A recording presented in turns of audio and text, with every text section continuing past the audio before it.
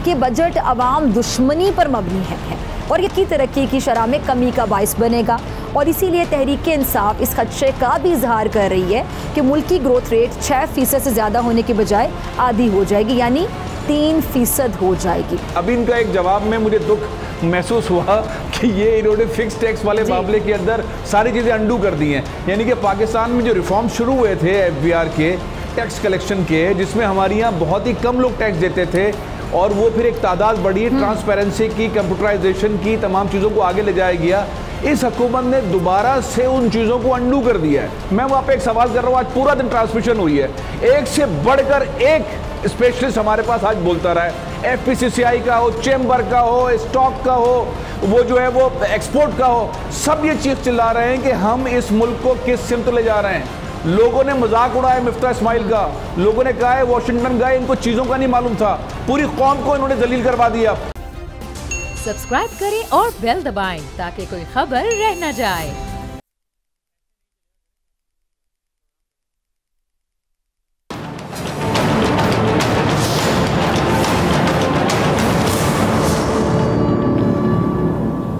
अस्सलाम वालेकुम नाज़रीन, प्रोग्राम में खुशामदीद। हुकूमत ने माली साल 2022-23 के लिए 9,502 अरब का बजट पेश कर दिया, जिसमें टैक्स वसूलियों का जो तखमीना है वो 7,004 अरब रुपए लगाया गया, जबकि 4,598 अरब का खसारा है। अच्छा, बजट में दिफा के लिए अगर मैं बात करूँ तो 1,523 अरब, तरक्याती कामों के लिए 808 अरब, सूद की अदायगी के लिए 3,950 अरब मुख्तस किए गए।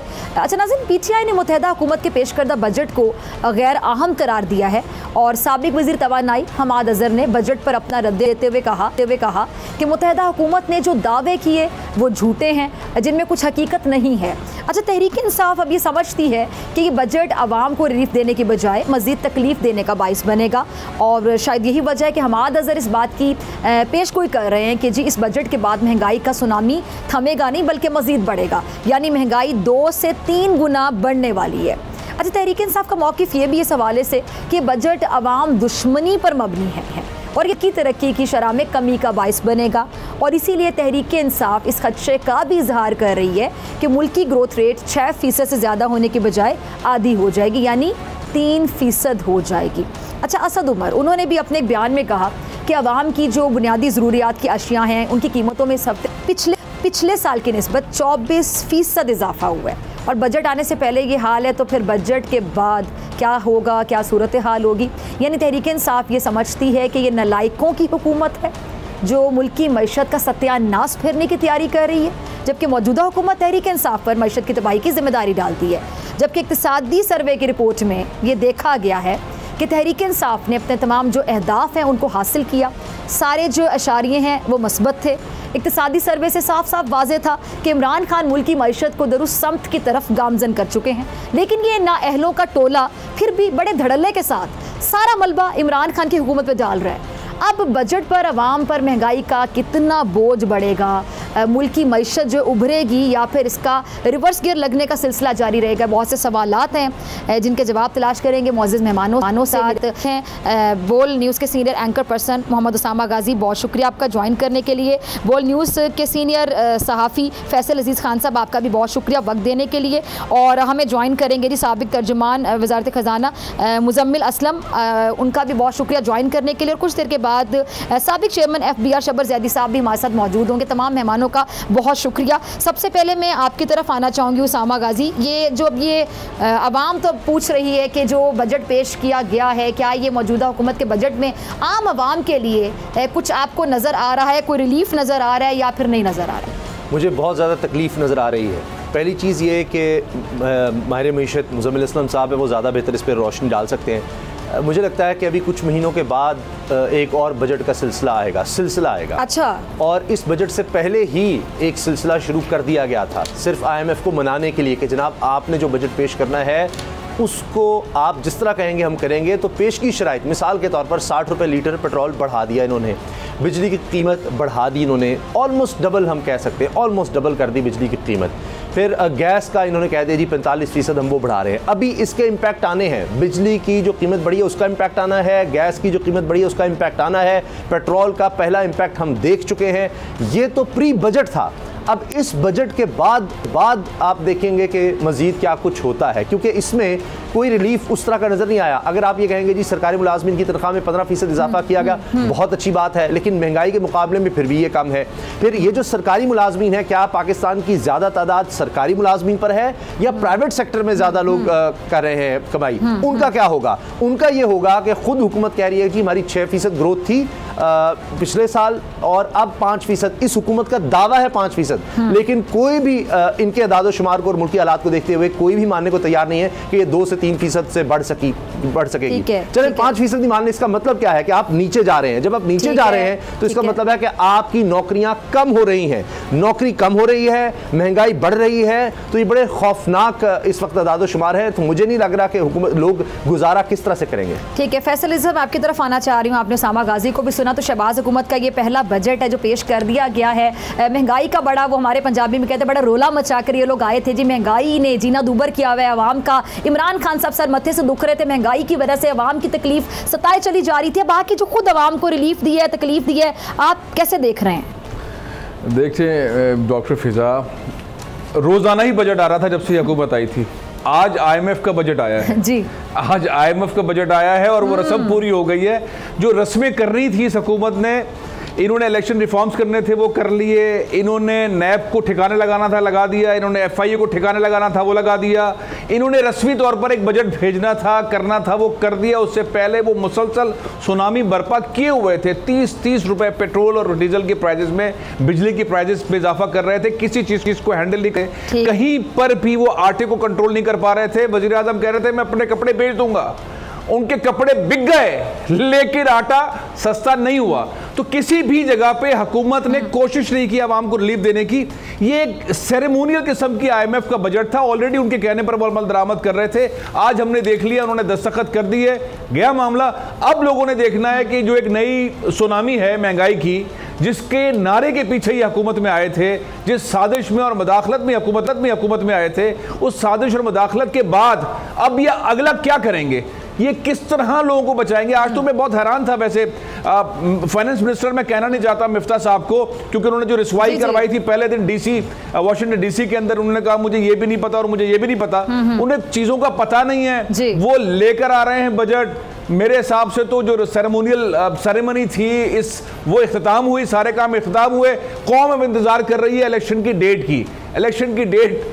डेट ताकि आगे बढ़े। इस हुकूमत से महंगाई के अलावा और आवाम को कुछ मिलना नहीं है, और चीखों के अलावा, प्रेशर के अलावा और कुछ हासिल नहीं होना है।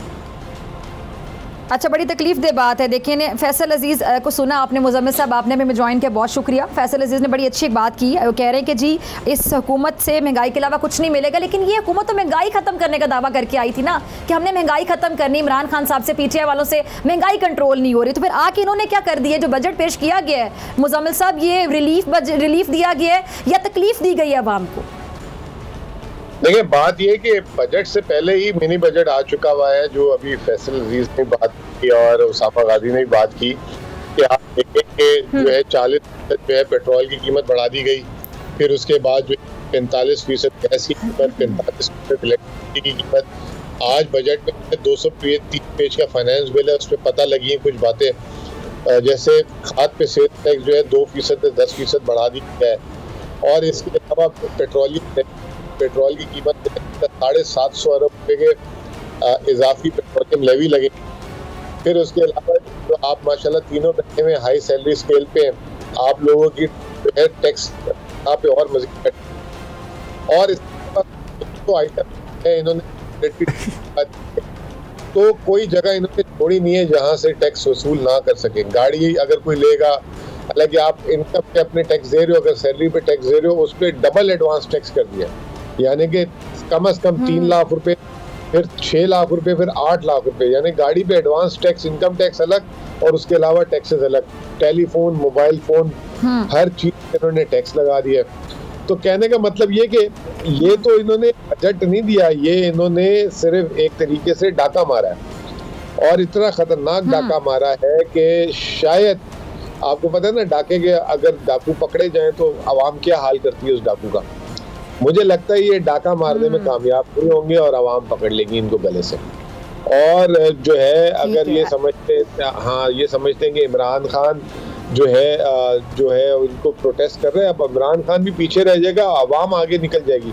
जिस तरह की महंगाई की बात हो रही है सही कह रहे हैं, हाँ। आवाम सीखपा हो गई है। ठीक है।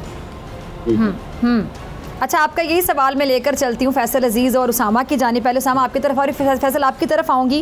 वो कह रहे हैं जी डाकू जब पकड़ा जाता है तो फिर आवाम के हत्थे चढ़ते, फिर आवाम नहीं छोड़ती है। तो फिर उसामा आपको क्या लगता है कि वाकई अब आवाम के हत्थे लोग चढ़ेंगे, इलेक्शन होंगे तो फिर आवाम के हत्थे चढ़ेंगे ना? आवाम के पास तो इलेक्शन के जरिए फिर इंतखाब करने का हक होता है, फिर वो बड़ा इंसाफ से फैसला कर लेती है, आवाम बदला भी ले लेती है। असल में मुझे लगता है हुकूमत बहुत बुरी तरह फंस गई थी और इन्होंने पहले सोचा कि अच्छा अभी इलेक्शन अनाउंस कर देते हैं, फिर सोचा गया अभी इलेक्शन अनाउंस करेंगे तो हम आए किस लिए थे, फिर आए इसलिए थे कि हमने नैब में और जो ओवरसीज़ पाकिस्तान का वोट है वो ख़त्म करना है, क्योंकि इनको खदशा ये था कि वो ज़्यादातर लोग इमरान खान को वोट कर देंगे। नैब का इसलिए मसला था कि हमारे केसेस ख़त्म हो, वरना हमने क्या माल और खाल कैसे बचानी है, उसके लिए थोड़ा टाइम चाहिए था। अब उन्होंने वो कर तो लिया, लेकिन करते करते बजट का वक्त आ गया।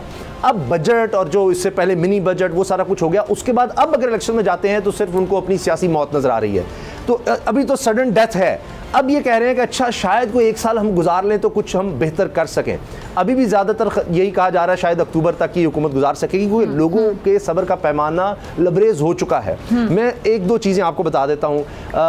मेरी आज बात हुई एक साहब से जो चावल की काश्त करते हैं। उन्होंने कहा कि अब हम सिर्फ और सिर्फ अपने घर के लिए, ये बड़ी खौफनाक बात है, अपने घर के लिए सिर्फ चावल काश्त करेंगे। चावल हमारी एक्सपोर्ट भी है, हमारी खुराक भी है, यानी हमारी आमदन का भी जरिया है पाकिस्तान की और हमारी खुराक भी है। 2 तरह से अब ये हमें धचका लगेगा। एक ये कि अब आप देखें फर्टिलाइजर पे टैक्स 2 से बढ़ाकर 10% कर दिया गया है, उसके बगैर अब कोई काश्तकारी नहीं करता। जब एक तरफ ये कीमत बढ़ गई, डीजल की कीमत बढ़ गई, पेट्रोल की कीमत बढ़ गई, अब ये सारे इंग्रेडिएंट्स हैं ज़राअत के, एक ज़राई मुल्क हम इसको कहते हैं। खुराक का मसला आपके लिए, एक्सपोर्ट का मसला आपके लिए, आमदनी आपकी कम, और जब चावल कम होगा या तो आपको इंपोर्ट करना पड़ेगा या फिर उसकी कीमत वैसे भी बढ़ जाएगी। तो मैं सिर्फ एक एग्जांपल देकर ये बताना चाह रहा हूं कि पाकिस्तान में हालात बड़े खौफनाक होने जा रहे हैं। 750 अरब रुपया इन्होंने सिर्फ पेट्रोलियम लेवी का कहा है, वो छुपा दिया इन्होंने, बता नहीं रहे। 750 अरब रुपया पेट्रोलियम लेवी का मतलब है कि 30 रुपए कम अज कम ये अब टैक्स लेंगे पेट्रोल पर। इंटरनेशनल मार्केट में पेट्रोल की कीमतें पहले ही बढ़ गई हैं, तो 250 रुपए का पेट्रोल मुझे नजर आ रहा है। अब आप मुझे बता दें कि इसके बाद क्या काश्तकारी होगी, क्योंकि ट्रैक्टर के बगैर आपको काश्तकारी, अब बैल आप कहां से लाएंगे, अब हैं भी नहीं अवेलेबल आपको इतने मार्केट में। तो अब आप किस तरह से काश्तकारी करेंगे, किस तरह से मुल्क को लेकर चलेंगे, मेरी तो समझ से बाहर है कि कैसे अगले 3 महीनों में चलाएंगे। अच्छा फैसल साहब आपकी तरफ आना चाहूंगी जी। अब ये जो मुआशी माहिरीन कह रहे हैं कि जी इस बजट के बाद 17 से 18% महंगाई में इजाफा होगा, तो आवाम का सब्र तो पहले खत्म होता जा रहा है, तो फिर आगे क्या होगा, गरीब आवाम कैसे गुजारा करेगी? डॉक्टर फिजा ये सवाल बहुत वैलिड है, लेकिन इससे पहले एक और सवाल है, वो ये है कि टैक्स कैसे जमा करेंगे। टैक्स, ये जो टैक्स लगा रहे हैं, जो अभी मुजम्मिल हसन साहब कह रहे हैं, वसूल कैसे करेंगे जब आप किसी को कारोबार ही नहीं करने दे रहे, जिसको पेट्रोल डीजल बिजली महंगी दे रहे हैं, आप इन्वायरमेंट ही नहीं दे रहे ऐसा कि वो बिजनेस कर सके, तो वो टैक्स कहां से देगा? आप कितने टैक्स लगाएंगे, टैक्स देगा कहां से वो? जब वो काश्तकारी खाली अपने लिए चावल उगाएगा तो वो तो मुल्क के लिए करेगा नहीं, वो तो आपने उसको कैद कर दिया है, तो टैक्स की वसूली होगी नहीं। बड़ा अहम पॉइंट। अब जब टैक्स की वसूली नहीं होगी, मुल्क कहां से चलेगा? आप एक्सपोर्टर चीख रहा है, चिल्ला रहा है, जो बिल्डर डेवलपर है वो चीखरा चिल्ला रहा है, जो एक्सपोर्टर है वो चीखरा चिल्ला रहा है, डॉलर को आप रोक नहीं रहे हैं, इंपोर्ट को आप संभाल नहीं पा रहे हैं, टैक्स आप हर चीज के ऊपर लगा रहे हैं, आप डेबिट कार्ड के ऊपर, आप क्रेडिट कार्ड के ऊपर टैक्स लगा रहे हैं, आप आम आदमी की गर्दन को पकड़ रहे हैं, आप निचले तबके की गर्दन को पकड़ रहे हैं, आप जो अमीर लोग हैं, जो सनतकार हैं, उनको भी जीने नहीं दे रहे हैं। आप किस तरह ये टैक्स वसूल करेंगे? एक चीज। दूसरा ये जो मैं पहले वाला पॉइंट रह गया कि हमने इनको बहुत करीब से देख लिया है कि ये किस तरह एफआईए को डील कर रहे हैं, ये किस तरह नैब को डील कर रहे हैं, ये किस तरह ब्रोकरेज को डील कर रहे हैं। वो मकसूद चपड़ासी की शहादत बोलूं या कत्ल बोलूं या उसकी मौत बोलूं, क्या बोलूं, डॉक्टर रिजवान की शहादत बोलूं, उनको क्या बोलूं, तो वो जो लोग हैं जो इनके केसेस में मुलव्विस हैं वो जानों से जा रहे हैं, ये अपने केसेस को हैंडल कर रहे हैं। इनके साहबजादे जो हैं, इनके साथ जो मफरूर हैं, वो इनके साथ सरकारी विजिट्स में बैठे हुए हैं, इनका सारा चेहरा नजर आ गया। ये मुल्क को डिफॉल्ट करने के लिए आए हैं, मईशत को तबाह करने के लिए आए हैं, ये पाकिस्तान को किस सिंध जाने के लिए आए हैं। इसमें कोई ऐसी चीज नहीं है जिसकी तारीफ की जाए। बजट में मैं आपको सिंपल कह रहा हूं, ये बहुत सारे ऐसे पॉइंट्स हैं जिसके अंदर जिसको कहा जा सकता है, जैसे एक पॉइंट ये कर सकते थे कि जो पेंशनर्स हैं, जो पेंशन लेते हैं, उनकी पेंशन में इजाफा करते हैं महंगाई के हिसाब से, 5% इजाफा किया है, उसमें करते ना 15% इजाफा, उन बुजुर्गों के लिए कुछ करते ना। ठीक है जी। तो केयरिंग लेवल साइड तो है नहीं इनका, तो ये तबाही के अलावा आप क्या कर रहे हैं? ठीक है। अच्छा मुजम्मिल साहब, मैं आपकी तरफ आना चाहूँगी। पहले तो फैसल साहब ने जो अहम पॉइंट रेज किया है, बड़ा अच्छा पॉइंट है। उन्होंने कहा जी टैक्स जमा कैसे करेंगे, मतलब इतनी महंगाई कर दी, टैक्स जमा कैसे होगा, ये ज़रा समझाइएगा आम अल्फाज में नाज़रीन को। ये आपका सब्जेक्ट है, आप इस पर जारी बात है, आपको बड़ा ग्रिप है। उसके बाद एक और अहम सवाल है, मिफ्ता इस्माइल साहब ने जो बातें की हैं तहरीक इंसाफ की हुकूमत के हवाले से, उस पर मैं बाद में आऊँगी। पहले ज़रा ये समझा दें वाकई टैक्स कैसे जमा होगा। देखिए, पहली बात तो ये कि फैसल भाई ने जो एक और बात की वो भी बहुत अहम है और आप लोगों को भी होना चाहिए कि पहले इन्होंने तनख्वाह बढ़ाई 5% और 15% तनख्वाह बढ़ाई है 2 ग्रेड के ऑफिसर्स की। 17 ग्रेड से 22 ग्रेड तक की लोगों की पता है कितनी तनख्वाह बढ़ाई है इन्होंने? 150%। 150%, यानी कि 1 लाख तनख्वाह की उसकी 2.5 लाख कर दी है। उसके ऊपर उसका 100% कन्वेंस अलाउंस बढ़ा दिया है और 15% साल का अलग बढ़ा दिया है। तो मतलब ये कोई 350-300% इन्होंने टॉप लेवल के 17 ग्रेड से ऊपर वालों की तनख्वाहें बढ़ा दी है। और आवाम से दूसरी तरफ कुर्बानी मांग रहे हैं ये लोग कि जी आप कुर्बानी दे दें जी। दूसरी बात, अब आपने ये कहा कि टैक्स, वो तो इनकी शिकस्त इन्होंने तो मान ली ना। अभी ये जो साल खत्म हो रहा है माली साल, इसमें हमने इजाफी 1400 अरब रुपए टैक्स जमा किया था पिछले साल के मुकाबले में। अगर पिछले साल 1400 अरब रुपए हमने इस साल जमा किया था इजाफी, तो कम से कम इनको 1700-1800 अरब रुपए तो अगले साल करना चाहिए था ना। इन्होंने सिर्फ 900 अरब का इजाफा किया, सिर्फ 900 अरब रुपए का इजाफा किया और उसके ऊपर इन्होंने जो है जो जिसे कहते हैं कि वो सारा का सारा टैक्स मुंतकिल कर दिया। ये अर्शिया खुदनोश कीमतों में, फर्टिलाइज़र में, पेट्रोल में, बिजली में। अभी तो आपको असल जो है ना वो पटाखे जो है ना, वो जो आपने देखा होगा कि वो शब बरात की रात में जो एकदम पट करके पटाखे निकलते हैं, ये जो है पूरा महीना निकलते रहे। 230 पेज का फाइनेंस बिल है, जो इतना बड़ा फाइनेंस बिल है जिसमें अभी लोग खोद के चीज़ें निकाल रहे हैं। दूसरी बात ये कि ये जो टैक्स कलेक्शन है इनकी 7000 अरब भी नहीं कर सकेंगे। फैसल अजीज बिल्कुल ठीक कह रहे हैं, क्योंकि मईशत का तो पहिया अभी से ही चौक होना शुरू हो गया। बरामदात सिर्फ पिछले महीने 10 तक गिर गई।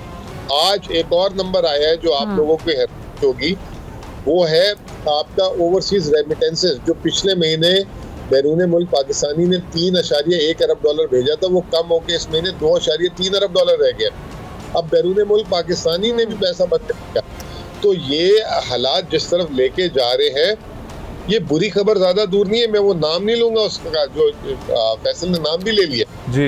ये तरफ हम जा रहे हैं, अल्लाह ना करे ये मेरे मुंह में खाक, ये मुल्क मुझे बहुत अजीज है, लेकिन ये जिस तरफ लेके जा रहे हैं, जिस तरह ये मईशत को ताले लगाए जा रहे हैं, ये बहुत बुरी खबर है। आप देखें डॉलर रोजाना आगे कहते हैं चीन से पैसे आ रहे हैं, IMF से पैसे आ रहे हैं, लेकिन डॉलर बेकाबू हो गया। उसकी वजह ये है इन्होंने 8 हफ्तों में 2 अरब डॉलर जो है खजाने से खाली कर दिया। आए थे 11.4 अरब डॉलर थे, कल जो है 9.2 अरब डॉलर रह गए। तो एक महीने में 1 अरब डॉलर की रफ्तार से पैसे आ रहे हैं। जो चीन से जो पैसे आएंगे अभी 2.4 अरब डॉलर, ये तो बस 4-6 हफ्ते की खुराक है। तो ये एक बहुत बड़े माशी बुहरान की तरफ लेके जा रहे हैं। और दूसरी बात ये कि बुहरान हम इनके साथ नहीं है।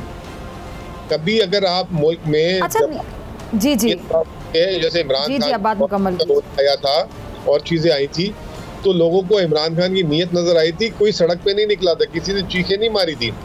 लोग कहते थे ईमानदार आदमी है, ये सही कर रहा है, लेकिन इनके हर अमल पे शक किया जा रहा है, हर अमल पे शक किया जा रहा है। जैसे अभी तनख्वाह वाली बात बताई कि इन्होंने छुपाई हुई थी, जो ऊपर इन्होंने तमाम सरकारी अफसरों की तनख्वाहें बढ़ाई है, सिर्फ वजह क्या कि इनको जो है छेड़े नहीं, इनके साथ इनकी सहूलत कारी करें, आगे इलेक्शन में भी इनका साथ दिया जाए। ये तमाम चीजें हुई हैं इसमें। ठीक है। अच्छा, चूंकि ब्रेक के बाद शायद मुजम्मिल हमारे साथ नहीं होंगे, उन्हें कहीं जाना है, तो फैसल और उसामा हमारे साथ है। तो मुजम्मिल, मैं आपका ही ज़रा टाइम लेना चाहूँगी। एक और अहम सवाल मेरे जहन में था कि जी मिफ्ता इस्माइल साहब, जारी बात है बजट अब इस तरह का आएगा तो हमने फंबल ही करने हैं। अच्छा, मिफ्ता इस्माइल साहब ने बहुत सारी बातों पर तहरीक इंसाफ की हुकूमत को कसूरवार ठहरा दिया जी, और पीटीआई हुकूमत जी IMF के पास देर से गई, ये कह रहे हैं कई प्रोग्राम खत्म कर दिया। नहीं, अभी भी इल्जामात, अगर मैं कहूँ कि ढिठाई की पीक पर हैं तो शायद अब अग्री करेंगे मुजम्मिल, अभी भी पीटीआई की हुकूमत पर इल्जामात फेंके जा रहे हैं। देखिए वो ना लोग अब ये कहते हैं कि ये बंदा सच भी बोलता है कि नहीं बोलता, ये सिर्फ झूठ पे की जिंदगी चल रही है।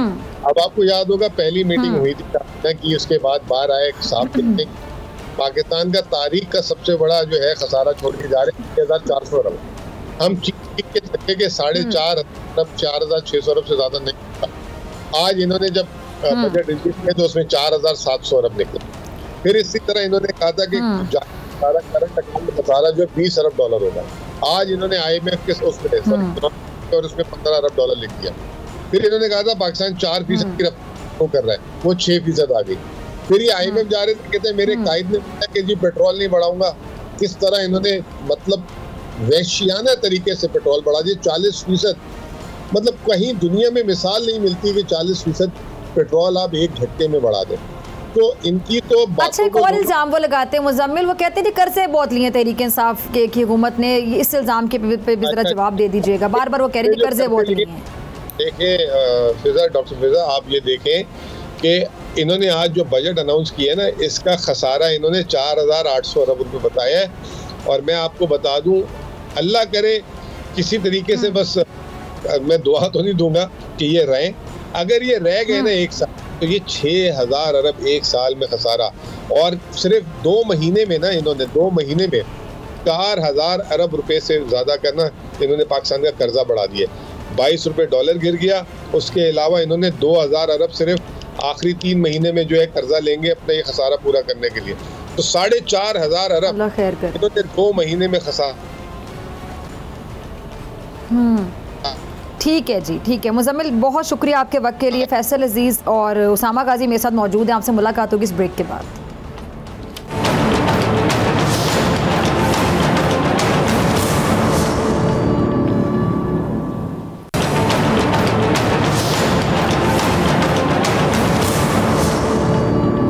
वेलकम बैक नाज़रीन। फैसल अजीज़ खान साहब, उसामा गाजी साहब मेरे साथ मौजूद हैं और शब्बर जैदी साहब ने भी हमें ज्वाइन किया है। बहुत शुक्रिया शब्बर जैदी साहब वक्त देने के लिए। सबसे पहले तो यही जानना चाहूँगी कि मौजूदा हुकूमत के बजट को आप कैसे देख रहे हैं, और आज बजट में जो नॉन टैक्स रेवेन्यू में 2,000 अरब रुपए आमदन का तखमीना लगाया गया, शब्बर जैदी साहब क्या कहेंगे मौजूदा हुकूमत के इस तखमीने पर?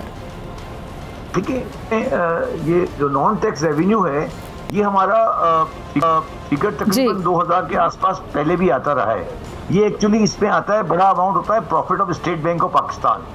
जब आप स्टेट बैंक ऑफ पाकिस्तान का प्रॉफिट निकालते हैं तो वो बेसिकली नॉन टैक्स रेवेन्यू में आता है। तो ये 2,000 ठीक है, 1,800 होता है, मगर ये इतना गलत एस्टिमेट नहीं है। ये फिगर ठीक है बाय एंड लार्ज। ये इतनी ही फिगर लास्ट ईयर की फिगर भी आप देखें वो ऑलमोस्ट यही फिगर थी। थोड़ा बहुत आगे पीछे होगा इसके अंदर। तो ये फिगर गलत नहीं है, थोड़ी सी इसके अंदर कोई गलती नजर नहीं आ रही मुझे जी। बाकी बात, अच्छा, इसमें गलती नजर नहीं आ रही है। अच्छा, ये जी शब्बर जैदी कुछ कह रहे हैं आप? बजट के बारे में मेरा व्यू ये है कि ये बजट तो इसमें मुझे कोई भी डायरेक्शनल चेंज नजर नहीं आ रही। जो पहले वाला सिस्टम था वही सिस्टम है। और कोई भी आपने मुझे तो कोई समझ नहीं आई कि कौन सी पॉलिसीज या कौन सी चीज़ें गलत थी पिछली गवर्नमेंट की, या क्या चीज़ है जो हम चेंज करने जा रहे हैं। कम से कम मैं टैक्सेशन पॉलिसीज़ के हवाले से बात कर रहा हूँ। तो कौन सा आप फैक्टर है जो आप टेस्ट कर रहे हैं? आपने सिर्फ रेट बढ़ा दिए हैं कुछ जगह पर और बाकी तो कुछ नहीं है। तो ये तो एक्चुअली मुझे लगता है कि ये तो आपने एक्सेप्ट कर लिया कि नवाज इमरान खान की पॉलिसी ठीक थी। तो कहने को तो आप कह रहे हैं कि मुल्क तबाह कर दिया, ये हो गया वो हो गया, मगर आप मुझे बताएं जो लोग बैठे उनको, अगर कोई अपोजिशन वाला, अगर रूलिंग पार्टी वाले बैठे हैं तो मुझे बता के समझाएं इनकम टैक्स में कि क्या चीज़ आई है, इसको वो कम समझते हैं कि इससे टैक्सेशन के कौन से ऐसे मेजर हैं। मैं टैक्स की बात कर रहा हूँ इस वक्त। टैक्सेशन के कौन से ऐसे मेजर हैं जिसकी वजह से आप कह रहे हैं कि आपने कोई तब्दीली की है। हाँ, ये ज़रूर है कि आपने प्लॉटों को, जो खाली प्लॉट है उनको टैक्स किया है वेल्थ टैक्स में, वो ठीक है, वो एक आपने एक प्रोविजन की है, उसमें मुझे कोई डाउट नहीं है। मगर आपने जो रिटेलर को एएचटी लगा दी है, इलेक्ट्रिसिटी बिल की फिक्स टैक्स थी, तो वो तो आपने बेसिकली वही वापस आ गए कि नॉन डॉक्यूमेंटेशन की तरफ आगे बढ़ गए। तो फायदा क्या हुआ? मुझे तो कुछ समझ नहीं आई। जो सारा मेहनत हमने की थी डॉक्यूमेंटेशन, वो तो अंडू हो गई सारी। तो मुझे तो ये ठीक है, लेकिन शब्बर जदी साहब अभी भी बड़ी डिटाई के साथ मिफ्ता साहब ने बहुत सी चीज़ों का जो मलबा है वो पीटीआई की गवर्नमेंट की परफॉर्मेंस पे डालने की कोशिश की है, उनको कसूरवार ठहराया जा रहा है, उनको रिस्पॉन्सिबल ठहराया जा रहा है, खासतौर पे जी पीटीआई हुकूमत IMF के पास क्यों देर से गई, प्रोग्राम्स खत्म कर दिए कोई। जी जी मुझे ये समझाएं ना कि वो जो कह रहे हैं मलबा डाला है, वो जो है ये कहाँ मलबा मुझे नजर नहीं आ रहा ना, मैं यही तो कह रहा हूँ। मैं समझता हूँ, मैं समझना चाह रहा हूँ कि कहाँ से वो किस बुनियाद पे कह रहे हैं कि ये कौन सी चीज़ है जो उन्होंने तब्दील की है। मैं ये कह रहा हूँ, मैं पूछ रहा हूँ कि वो कौन सा प्रोविजन है इनकम टैक्स का जो मिफ्ता साहब ने तब्दील किया है कि जी ये गलत था, हमने इसको चेंज कर दिया है, हम इसको गलत समझते हैं। जो कुछ भी हमने किया था पास में वही आगे चल रहा है, इसमें क्या चीज़ तब्दीली है मुझे बताए, एक आध चीज़ मुझे समझा दे, मैं भी इसको समझ जाऊँगा। ठीक है। अच्छा शब्बर साहब, ये जो मिफ्ता साहब ने बताया कि जो टैक्स की जो शरह है वो इस वक्त पाकिस्तान में 8.6% और अगले माली साल के दौरान ये जो शरह है ये 9.2% तक ले जाने की तजवीज़ है। तो अभी उन्होंने जो दावा किया है कि 2017 और 18 की अगर मैं बात करूँ 2017-18 में जी सुने आपने कोई सवाल जी देखें, ये इन चीज़ों को मैं सीरियस नहीं लेता कि हम शरह ये ले जाएंगे। मैं तो पूछ रहा हूँ कि आप मुझे बताएं कि कौन सा टैक्स मेजर है जो आपने किया है जो आप समझते हैं कि जी मैंने पिछली वाली पॉलिसी से एक बड़ी डेविएशन कर दी है, या मैं इस गुत्थी को सुलझाते हैं। हमारे साथ सीनियर एनालिस्ट फैसल अजीज खान साहब मौजूद हैं, उसामा गाजी भी मौजूद है, और उस साइड से तो कोई भी नहीं है जो आप कह रहे हैं। मिफ्ता साहब तो नहीं है मेरे साथ, उनसे पूछूं। फैसल, आप कैसे समझ रहे हैं? शब्बर साहब बड़ा अहम सवाल उठा रहे हैं बार बार, आप कैसे एनालाइज करते हैं इस चीज़ को? देखिए, शब्बर भाई से मैं मुसलसल राब्ते में रहता हूँ और ये पिछले चंद सालों के अंदर बहुत एग्रेसिव किस्म की पॉलिसीज़ जब थे डील कर रहे थे FBR को, उस वक्त भी और उसके बाद भी इस्लाहात की बहुत सारी बातें करते रहे। अभी इनका एक जवाब में मुझे दुख महसूस हुआ कि ये इन्होंने फिक्स टैक्स वाले मामले के अंदर सारी चीज़ें अंडू कर दी हैं। यानी कि पाकिस्तान में जो रिफॉर्म शुरू हुए थे FBR के टैक्स कलेक्शन के, जिसमें हमारे यहाँ बहुत ही कम लोग टैक्स देते थे और वो फिर एक तादाद बढ़ी, ट्रांसपेरेंसी की, कंप्यूटराइजेशन की, तमाम चीज़ों को आगे ले जाया गया। इस हुकूमत ने दोबारा से उन चीज़ों को अंडू कर दिया है और पीछे लेकर, यानी कि दुनिया जा रही है टेक्नोलॉजी में आगे, इन्होंने लाके दोबारा पीछे खड़ा कर दिया और मज़ेदार किस्म का एनवायरनमेंट कर दिया है फिक्स टैक्स लगा के। वो हमारी बात उस वक्त हुई नहीं थी, शब्बर भाई ने बिल्कुल सही पॉइंट आउट किया। अब मामला ये है कि इस हुकूमत से, मतलब मैं तो इसको मैंने जैसे बात शुरू की थी उस वक्त मेरे नज़दीक ये सेरेमोनियल किस्म का बजट है। बजट इन्होंने पहले छोटे 2-3 बजट दे दिया जहां इन्होंने महंगाई के मिसाइल गिराए, पेट्रोल डीजल बिजली के प्राइसेस बढ़ाए, और आज ये सूरत हाल है कि पाकिस्तान की कोई भी इंडस्ट्री, वो एक्सपोर्ट की साइड हो, गारमेंट्स वाली साइड हो, वो सर्जिकल की हो, वो कोई भी इंडस्ट्री हो, वो इतनी महंगी प्रोडक्शन के अंदर एक्सपोर्ट करने के काबिल नहीं है। और आने वाले वक्त में अगर डॉलर इसी तरह से आगे बढ़ता रहता है तो हम इंटरनेशनली कम्पीट कर ही नहीं पाएंगे। अब जो इन्होंने पेट्रोल और बढ़ाना है, लेवीज और लगानी है, उसके बाद हम जाके कहाँ खड़े होंगे। अब ये तमाम चीज़ें एक जगह पर हैं। दूसरा मामला ये है जो शब्बर भाई के लिए भी सवाल है, मैंने उस वक्त मुज़म्मिल असलम साहब को भी आपने ये सवाल रेफर कर दिया था कि ये टैक्स वसूल कैसे करेंगे जब आप बिजनेस वाला एनवायरनमेंट ही नहीं दे रहे, बिल्डर डेवलपर को नहीं दे रहे, आप एक्सपोर्टर को नहीं दे रहे, तो भाई ये वसूल कैसे करोगे, कैसे वसूल होगा? ये सबसे बड़ा सवाल है। जी शब्बर जदी साहब, आपने फैसल अजीज खान साहब को सुना, ये सवाल का जवाब मैं आपसे जानना चाहूंगी, वाकई टैक्स वसूल कैसे किया जाएगा, कैसे करेंगे? देखिए मेरी बात समझें फैसल साहब, समझने की कोशिश करें। ये जो बजट आपके सामने रखा है ना जी, इसको आप एक बड़े आसान तरीके से देख लें। पिछले साल का बजट उठाएं, आप कोई भी फिगर ले लें, उसको 15 से मल्टीप्लाई कर दें, 15% ऐड कर दें, ये बजट बन जाएगा। आप कोई भी फिगर उठा लें इसके अंदर। जब्बर भाई, जब महंगाई कर दी, जब आपने महंगाई कर दी ना पेट्रोल डीजल बिजली के, उसमें अब आपने एक्सपोर्टर को तो एनवायरनमेंट दिया नहीं काम करने का, गैस आपने महंगी कर दी। मेरी बात सुने ना, ये बेसिकली कुछ नहीं है, 6100 का लास्ट टाइम का कलेक्शन है जी, उसमें 15% ऐड करें, कितना बना? 6100 के अंदर 15% ऐड करें, वो बन गया तकरीबन 1000 बिलियन जी। 1000 बिलियन 6100 में ऐड करें, कितना बना? 7000 फॉर्मूले से कर। ये टारगेट है, इसमें कोई फिजला ये रॉकेट साइंस नहीं है। ये बेचारे बेवकूफ लोग हैं, इनको समझ नहीं आ रही है। लेकिन शब्बर भाई मसला ये है कि ये पैसे वसूल कैसे करेंगे? उस वक्त तो एनवायरनमेंट चल रहा था, आपकी तरफ आते हैं। उस वक्त एनवायरनमेंट चल रहा था, बिजनेस हो रहा था। अच्छा फैसल साहब कुछ कहना चाह रहे हैं शब्बर साहब आपसे? शब्बर भाई मैं छोटी सी सवाल, आपने कह दिया 15% ऐड हो गया, मेरा तो कहना ये है कि आप एनवायरनमेंट नहीं दे रहे बिजनेस करने का। जब आप बिजनेस ही नहीं करेंगे, जब एक्सपोर्ट ही नहीं होगी तो टैक्स किस बात का? कैसे कलेक्ट होगा? पैसे कहां से आएंगे? मेरी बात सुने, मैं बताता हूँ। हाँ जी, देखिए हमारे टैक्स का तकरीबन 50 से 60% आ रहा है इम्पोर्ट स्टेज पर, तो वो तो इम्पोर्ट होती रहेगी, पैसे आते रहेंगे, रुपए की वैल्यू गिरती रहेगी, डॉलर बढ़ता रहेगा, रुपए कलेक्शन बढ़ती रहेगी, तो ये तो कलेक्शन हो जाएगी, मुझे इसका डाउट नहीं है। 7,000, 6,500, 6,900 के करीब हो जाएगा। इन्होंने बजट दिया है 7,000 का, तो और बैंकों के रेट बढ़ा दिए, थोड़ा रेट बढ़ा दिए, तो इसमें मुझे तो कोई परेशानी नहीं है। अच्छा। मगर मैं कुछ सीरियस नहीं, इसको मैं सीरियस नहीं ले रहा बजट को। शब्बर ज़ैदी साहब आपकी इजाजत से और फैसल साहब आपकी इजाजत से उसामा गाजी को भी शामिल गुफ्तगू करते थे। उसामा आप भी जरा मुस्कुरा रहे थे शब्बर ज़ैदी साहब वाला जो फॉर्मूला 15% वाला 15 अच्छा, वो शब्बर साहब जाहिर है कि हम दोनों से ज़्यादा समझते हैं, वो टेक्निकली मेरा ख्याल है बता रहे हैं कि भाई 7,000 अरब इकट्ठा हो जाएगा, चलो जी आप इंपोर्ट से ही ज़्यादा कर लेंगे। लेकिन फैसल साहब जिस तरफ इशारा कर रहे हैं वो कह रहे हैं कि एनवायरनमेंट ऐसा नहीं है। हाँ जी, मैं जो समझ सका हूँ वो ये है कि देखें बात ये होगी कि इससे तो महंगाई बढ़ेगी। शब्बर साहब कह रहे हैं जी इंपोर्ट से आप बढ़ा लेंगे टैक्स, जब वहाँ से आप करेंगे तो जो चीज़ आप इंपोर्ट कर रहे हैं, मिसाल के तौर पर आप घी कर रहे हैं, डॉलर मजीद महंगा हो गया, जो कहा जी कम हो जाएगा, वो नहीं हुआ। आप घी इंपोर्ट कर रहे हैं, आप पेट्रोल इंपोर्ट कर रहे हैं, आप अपनी ज़्यादातर ज़रूरियात की चीज़ें इस तरह की हम इंपोर्ट कर रहे हैं। तो इसका क्या मतलब है कि टैक्स जब आपने उधर से बढ़ाना है तो पहले ही एक तो महंगाई, ऊपर से अगर आप उधर से टैक्स पूरा कर रहे हैं तो मजीद महंगाई और चीज़ महंगी हो गई। पेट्रोल पहले ही महंगा, जिस तरह मिसाल के तौर पर पेट्रोलियम लेवी को ही हम ले लेते हैं कि आप 750 अरब रुपया जनाब वहाँ से इकट्ठा कर लेंगे, 1,000 अरब को हम कर लें तो 750 अरब रुपया जब आप उधर से इकट्ठा करेंगे तो लोग कहाँ जाएंगे, किस तरह से वो गुजारा करेंगे? और आप कर क्या रहे हैं? कोई नया मुझे बता दें कि आपने पकड़ा हो कि जनाब देखें हम यहाँ से ये जो अमीर तबका है जो पैसा छुपा रहा है अब तक टैक्स नेट में नहीं आया, हम इसकी बेस बढ़ा रहे हैं। कोई नहीं, वही लोग जो टैक्स दे रहे हैं आखिरकार आप उन्हीं का खून और चूसेंगे और उसका इंपैक्ट आएगा गरीब आदमी पर। अब IMF को तो बड़ा आसान है, जिस तरह शब्बर ज़ैदी साहब ने कहा जी इसमें तो कुछ नयापन नहीं है, इन्होंने बस 15 से हर चीज़ को ज़रब दे दी और IMF के सामने रखा। IMF ने कहा जी वेरी गुड, शाबाश, आप 750 पेट्रोलियम पे भी लगाओगे, यहाँ से भी इकट्ठा करोगे, वेरी गुड। और खुद मिफ्ता इस्माइल साहब जब कह रहे हैं जी हमें इजाज़त दे दी उन्होंने 15% सरकारी मुलाजमीन की बढ़ाने की, वो कहते हैं जनाब हमारे सर्वाइवल के लिए बस हमें ये आप करने दो, कहते कर दो, ये 750 अरब रुपया ले आओ, यहाँ अगर कोई 100 अरब तुमने देना भी है अफसरान को और उनको खुश करना है, क्योंकि उन्होंने ही आगे से आपके इलेक्शन भी करवाने हैं, उन्होंने ही ये जो पर्चे आप दे रहे हैं दहशतगर्दी के, देखिए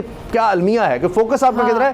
तहरीक इंसाफ के रहनुमाओं पर, जिनमें डॉक्टर यास्मीन राशिद साहिबा भी हैं, दहशतगर्दी के पर्चे उन पर दिए जा रहे हैं, फोकस इस तरफ है। तो वो जिनसे करवाने हैं, जिनसे आगे चलवाने हैं, उनकी तनख्वाहें बढ़ा दो, इसी तरह से जनाब मीडिया को पैसा लगा दो इश्तिहारात की मद में। लेकिन उसके बावजूद हाल ये है कि कितने लोग आए हैं, आप जरा नोट तो करें, डिफेंड करने हुकूमत को, हुकूमत के कितने लोग आए हैं कि जनाब ये जो बजट आया इसको हम डिफेंड कर लें। आपको ज़्यादा लोग नज़र नहीं आएंगे, इसी से आपको नज़र आ जाएगा कि उनको भी नज़र आ रहा है कि ये हम फारिग हैं इसके बाद। अच्छा फैसल आपकी तरफ आ रही हूँ, अब जारी बात है इलेक्शन में जल्दी नहीं जाना, देर से जाना है, कितना ये डिले कर लेंगे, अपने अपने उल्लू तो सीधे करने हैं, कुछ मामला ये सीधे कर चुके हैं, कुछ करने की कोशिश कर रहे हैं, इलेक्शन तो बहरहाल होना है, कितना लेट कर लेंगे? तो फिर जितना मुश्किल बजट होगा, जितना आवाम को रिलीफ की वजह तकलीफ दी जाएगी, तो वोट बैंक तो इन्हीं का मुतासिर होगा ना। देखिए अभी तो ये वोट बैंक के चक्कर में मुझे कम नजर आ रहे हैं, पुराने केसेस को सीधा करने के चक्कर में ज्यादा नजर आ रहे हैं। इन्होंने जिस तरह से डॉक्टर रिजवान के साथ किया, FIA के साथ किया, मकसूद चपड़ासी के साथ किया, इलेक्शन रिफॉर्म्स के साथ किया, नैब का जो हाल कर दिया, इन्होंने तो अपने सारे धंधे मुका दिए हैं और इन्हें खुल्लम खुल्ला किया है। इन्होंने टर्की के अंदर वो जो सरकारी डिनर था उसके अंदर सलमान शहबाज को बिठा दिया, जो कराची उतरे, लाहौर उतरे, इस्लामाबाद उतरे, उसे अरेस्ट कर लेंगे, वो मफरूर है, वो प्राइम मिनिस्टर के साथ बैठा हुआ है। उन्होंने ये किया, सऊदी अरब गए, उन्होंने सऊदी अरब के अंदर वो तमाम मफरूरों को बिठा लिया जो कहते हैं हम पाकिस्तानी नहीं है, हसन और हुसैन को बिठा दिया साथ। आप अंदाजा लगाएं, आंखों के अंदर मिर्चें डालकर पाकिस्तानी कौम के ये वो स्टेप्स ले रहे हैं, लिए जा रहे हैं। मैं तो ये सवाल कर रहा हूं, आज बजट का दिन है, मैं सवाल कर रहा हूं कि इनके काम सारे पूरे हो गए जो मैंने पहले बताया। इन्होंने नैब FIA का निपटा दिया, मामला पूरा गोल कर दिया, केसेस अपने सारे निपटा दिए। इन्होंने मकसूद चपड़ासी को, डॉक्टर रिजवान को फारिग कर दिया, इन्होंने सरकारी अफसरान की तनख्वाहें ये बढ़ा दी, सारे काम इनके मुकम्मल हो गए। इन्होंने इंतखाबात में अभी आना है, ये बाद में आना है, मैटर नहीं करता। इन्होंने अपने केसेस जो 2010 से 2018 तक के इन्होंने जितने घपले किए थे वो सारे केसेस, वो सारे शवाहिद, वो सारी चीज़ें धो दी हैं। अब कौम जो है वो भुगते, इनको महंगाई को भुगते, इन चीज़ों को भुगते। अब वो जो 15% है या 4% है या 10% है, मैं वहाँ पे एक सवाल कर रहा हूँ, आज पूरा दिन ट्रांसमिशन हुई है, एक से बढ़कर एक स्पेशलिस्ट हमारे पास आज बोलता रहा है, FPCCI का हो, चेंबर का हो, स्टॉक का हो, वो जो है वो एक्सपोर्ट का हो, सब ये चीख चिल्ला रहे हैं कि हम इस मुल्क को किस सिमत ले जा रहे हैं। लोगों ने मजाक उड़ाया मिफ्ता इस्माइल का, लोगों ने कहा है वॉशिंगटन गए, इनको चीज़ों का नहीं मालूम था, पूरी कौम को इन्होंने दलील करवा दिया। आज मिफ्ता इस्माइल साहब जो बात कर रहे हैं, शब्बर भाई ने भी कह दिया कि 10-15% आगे बढ़ाया और आगे चले गए। मैं तो एक आम आदमी, एक आम पाकिस्तानी की बात कर रहा हूं। जब आप 60 रुपए पेट्रोल बढ़ा देते हैं और 30 रुपए भी आप और बढ़ा देंगे और बिजली आप और बढ़ा देंगे और खाने पीने की अशिया बढ़ा देंगे, तो वो आम आदमी जिएगा कैसे? जिस नैरेटिव पे आप हुकूमत में आए हैं कि हम महंगाई का खात्मा करेंगे और आप इतनी बड़ी महंगाई कर रहे हैं, तो आपके नैरेटिव के अंदर दम कहाँ है? ये चलेगा किस तरह मामला? ठीक है, ठीक है जी। फिर जी शब्बर ज़ैदी साहब, कैसे चलेगा मामला फिर आगे? और दूसरे के बजट में जो रिटेलर्स के लिए फिक्स टैक्स का निज़ाम है, ये मुतारिफ करवाया गया। टैक्स वसूली बिजली के बिलों के साथ की जाएगी, यानी टैक्स की जो शरह है वो 3000 से 10,000 रुपये होगी। तो आपको लगता है कि इससे कुछ फ़ायदा होगा? सबसे बड़ा सवाल, ताजिर बरादरी मान जाएगी? नहीं, ताजिर बरादरी ने तो कराया है, ये आप समझ क्यों नहीं रही? ताजिर बरादरी ने ही कराया है। वो ये कह रहे हैं कि पाकिस्तान का कोई भी ताजिर जो है उसकी से फुल एक्शन में है जी, 50,000 महीना बिल का, तो 50,000 मल्टीप्लाई 12 कितना हुआ? 6 लाख रुपए। तो किसी भी ताजिर की आमदनी 6 लाख से ज्यादा नहीं, ये कह रहे हैं। सही, आप समझे? ये तो ताजिरों ने कराया है। आप क्या समझ? ये तो ताजिरों के लिए, ताजिरों का बजट है बेसिकली, ये तो दुकानदारों का बजट है। उन्होंने कराया कि कोई भी दुकानदार की मैक्सिमम आमदनी 6 लाख रुपए होगी, बस 50,000 रुपए हुए ना जी। आप देख लें, ये आपको पता नहीं है, दुकानदार हैं बेसिकली, ये तो हम ही दुकानदार, इनको ये तो यही काम करते हैं, आपको नजर नहीं आ रहा? ठीक है, यानी जिनके लिए स्मार्ट बजट है उनके लिए बड़ा आइडियल बजट है शब्बर ज़ैदी साहब। यही तो मैं कह रहा हूँ ना, आप ये तो सब आप समझ क्यों नहीं रही हैं? देखें, मुझे तो बड़ी परेशानी ये हो रही है। आपकी बात जी जी जी जी, मुझे परेशानी ये हो रही है कि ये तो जो हम एक्सपेक्ट कर रहे थे बिल्कुल वही है, मगर मैं आपसे कॉन्सेप्चुअल बात कर रहा हूँ। मुझे इनकी इस बात पे अफसोस है कि ठीक है, आपकी गवर्नमेंट आ गई है, मगर ये कहना कि 4 साल में पाकिस्तान को तबाह कर दिया गया, ये है ठीक है, आपका पॉइंट ऑफ व्यू हो सकता है, मगर आप उस चीज को डिमॉन्स्ट्रेट करें बाय योर एक्शंस कि जी आप बताएं कि जी ये काम गलत था, इसको हमने सही इस तरह कर दिया, ये काम गलत था, हमने सही इसको इस तरह कर दिया, तो फिर मैं बात आपकी मान लूंगा ना। अगर आप मुझे ये कह रहे हैं कि जी वही चीज चलेगी और फिर आप खड़े होकर ये कहते हैं कि बजट गलत है, तो ये गलत है। सिंपल बात ये है कि आगे इकोनॉमी को कॉन्ट्रैक्ट होना है और 15% की महंगाई होनी है, ये इस बजट का समराइज व्यू है बेसिकली। आप ये समझे कि मेरी आमदनी वही रहेगी और मुझे 15% समझ ले और महंगाई हो जाएगी, ये समझ ले। जो आदमी 100 रुपए कमा रहा था, जो 100 रुपए उसकी अर्निंग थी, वो 85 रुपए रह जाएगी और आमदनी वही की वही रहेगी, ये इसका तो कहाँ जाएगा बेचारा? वो कैसे पूरे करेगा? नहीं, वो कैसे पूरे करेगा? वो तो पहले भी बेचारा पूरे नहीं कर रहा। तो अब मेरा मकसद नहीं है, देखिए मैं ये नहीं कह रहा, मेरी बात याद रखे, मैं तो वो आदमी था जिसने इमरान खान के जमाने में कहा था कि पाकिस्तान माली तौर पर बैंकरप्ट है, ठीक है, और मैं अभी भी कह रहा हूँ। ठीक है शब्बर ज़ैदी साहब, ठीक है जी, मैं ये कह रहा हूँ कि ये जो गवर्नमेंटें चल रही हैं, इनके बस का काम नहीं है। ठीक है, ये बेचारे जो है ना, इनके बस का काम ठीक है, यानी अवाम की तकलीफ में इजाफा कर दिया गया, बेचारी अवाम की तकलीफ में इजाफा कर दिया गया इस बजट से, यानी रिलीफ नहीं तकलीफ बजट है ये। बहुत शुक्रिया शब्बर ज़ैदी साहब आपके वक्त के लिए।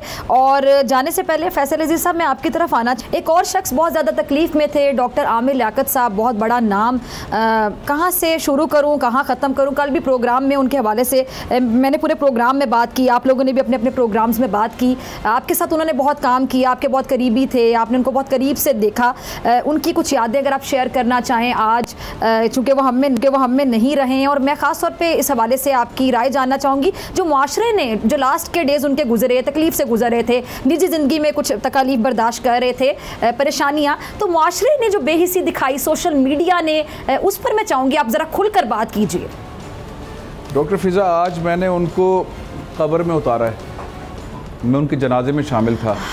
कल रात को मैंने सर्द खाने में उनके साथ वक्त गुजारा है, उनको देखा।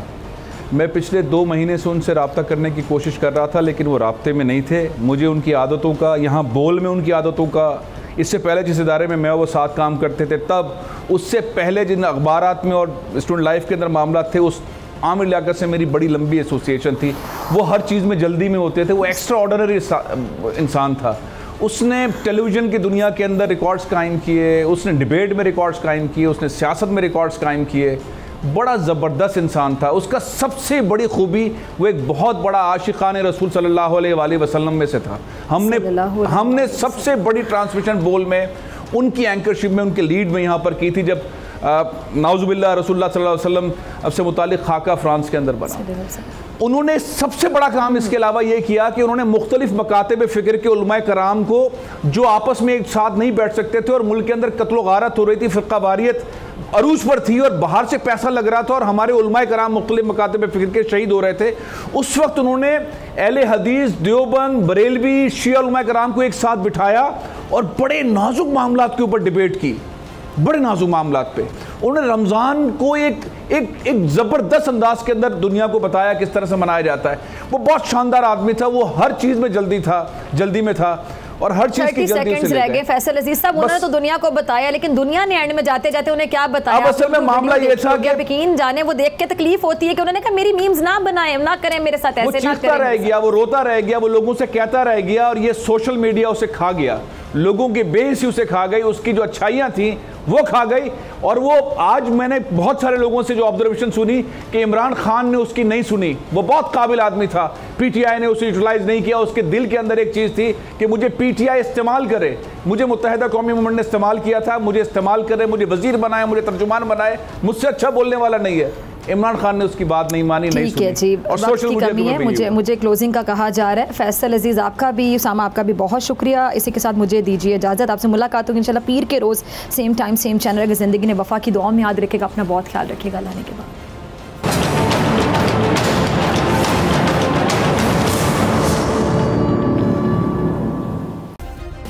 सब्सक्राइब करें और बेल दबाएं ताकि कोई खबर रह न जाए।